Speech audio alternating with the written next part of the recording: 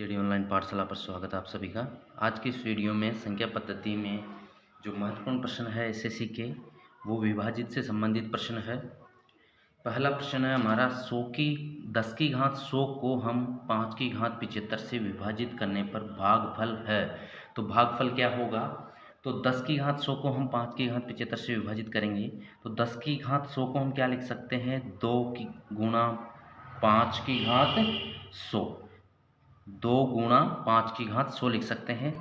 बटे में अपने पास में 5 की घात 75 है। ठीक है, अब इनको अगर हम अलग अलग लिखते हैं, इन 2 की घात 100 गुणा 5 की घात 100 बटे 5 की घात हो जाएगी यहाँ पर 75। ठीक है, अब यहाँ से अपने पास में 75 घात जो है ये इस 5 की घात 100 में से कम कर देंगे तो अपने पास यहाँ बचेगा 2 की घात 100 गुणा 5 की घात 25।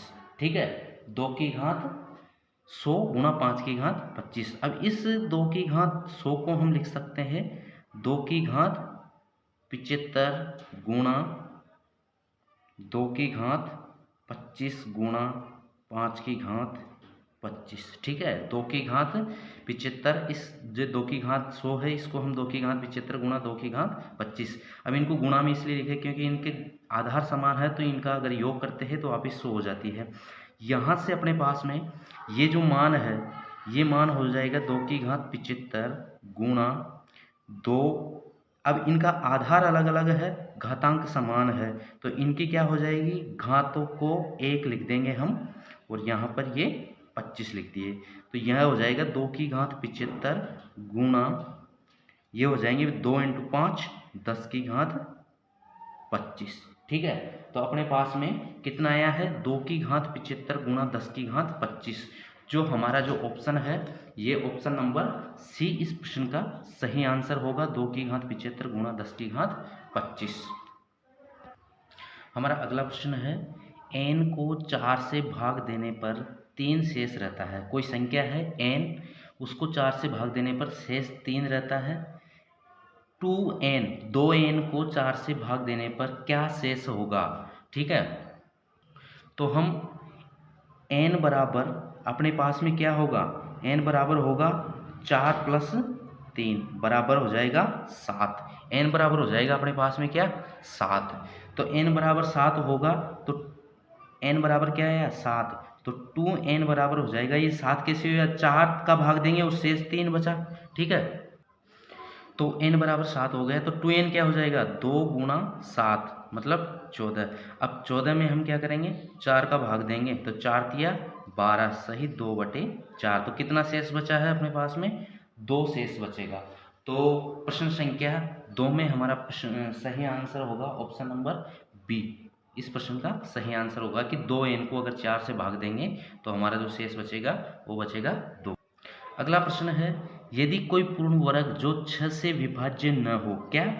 पूर्ण वर्ग जो 6 से विभाज्य न हो और उसे 6 से विभक्त कर दिया जाए तो शेषफल क्या होगा? ठीक है, अब पूर्ण वर्ग संख्या हम लेंगे तो 2 का वर्ग क्या होता है? 2 × 2 4 होंगे, तो 4 तो 6 से विभाजित नहीं होते, तो एक तो लेंगे हम 3, एक लेंगे हम 4 और एक लेंगे हम 5। ठीक है, इन तीनों संख्याओं से हमें पता चल जाएगा कि शेषफल क्या बचता है? 3 तिया 9, 4 चौक 16 और 5 25।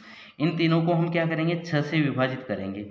9 को हम 6 से विभाजित करेंगे तो अपने पास में 9 सही 1 सही 3/6, तो शेष कितना बचा है? 3। तो एक तो बचेगा अपने पास में, एक पूर्ण वर्ग संख्या को विभाजित करने पर शेषफल 3 बच सकता है।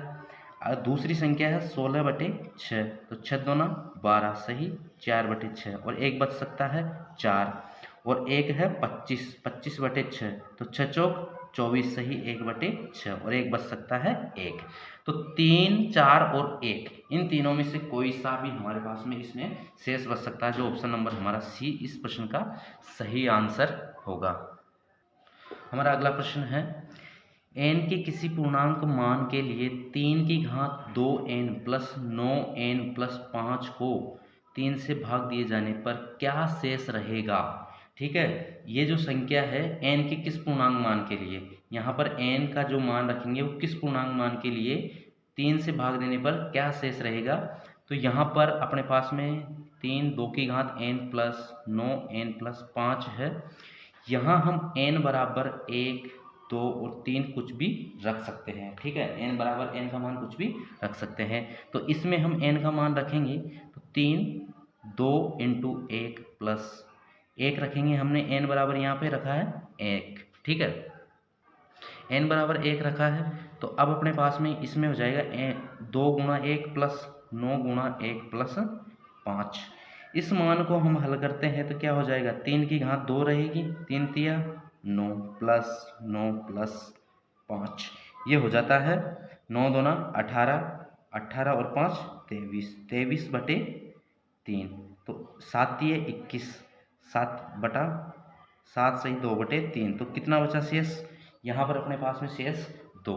अब n बराबर हम रखेंगे 2, तो 3 की घात 2 गुणा 2 प्लस 9 गुणा 2 प्लस 5 बराबर 3, यहाँ पर हो जाएंगे 2 दूना 4 घात हो जाएगी 3 की, तो 3 तिया 9 9 27 और 27 को 3 से गुणा करेंगे तो ये हो जाएंगे 81, ठीक है। तो 81 प्लस 3 की घात क्या हो जाएगी 4, मतलब 3 गुणा 3 गुणा 3 गुणा 3, 3 तिया 9 और 9 ती 27 और 27 तिया 21, तो ये हो जाएंगे 9 गुणा 2 9 दूना 18 प्लस 5, ये इनका योग करेंगे तो हम 5 5 13 13 एक 14 का 4 हासिल का 1 1 रेख 2 2 और 8 10, तो ये हो जाएंगे 104। इसमें भी अगर हम 3 का भाग दे देंगे, 3 तिया 9, ठीक है, 7 तिया 21, 3 तिया 9 बचे कितने 1 14 हो जाएंगे, तो 4 तिया 12 सही 2 बटे 3, यहाँ पर भी अपने पास में शेष क्या बच रहे हैं 2, तो इस प्रश्न का हमारा जो सही आंसर होगा ये ऑप्शन नंबर बी, शेष बचेगा 2।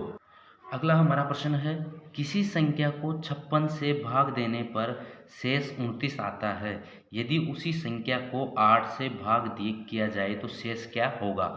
किसी संख्या है, कोई संख्या है, माना कि n है, ठीक है, उसमें हम क्या करेंगे 56 का भाग देंगे, ठीक है, तो अपने पास में शेषफल क्या बचता है, शेष आता है 29।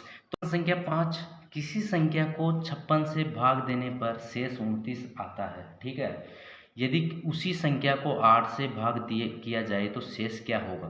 तो अपने पास में इसे सबसे पहले हमारी जो संख्या होगी वो किस तरह से हम ज्ञात करेंगे, 56 गुणा 1, भागफल हमें 1 मानेंगे, प्लस 29, तो ये अपने पास में कितना हो जाएगा 56 प्लस 29, 9 और 6 15 का 5 हासिल का 1, 5 और 2 7 और 1 8, ठीक है, तो ये अपने पास में संख्या आ गई। अब इसको अगर हम 8 से विभाजित करते हैं तो कितना शेष आएगा, 8 एकम 8 और भाग टूट की 0, और कितना शेषफल बचा 5, तो अपने पास में ऑप्शन नंबर जो सी है इस प्रश्न का सही आंसर होगा। अगला प्रश्न है प्रश्न संख्या 6, जब n को 6 से विभाजित किया जाता है तो शेषफल 4 आता है। कोई संख्या है n, उसको अगर 6 से विभाजित किया जाता है तो शेषफल क्या आता है 4, तदनुसार 2n को 6 से विभाजित किया जाए तो शेषफल कितना होगा। इस प्रश्न को आप हल कर सकते हैं। तो आज के इस वीडियो में इतना ही। वीडियो पसंद आए तो लाइक कीजिए, शेयर कीजिए और चैनल को सब्सक्राइब कीजिए। धन्यवाद।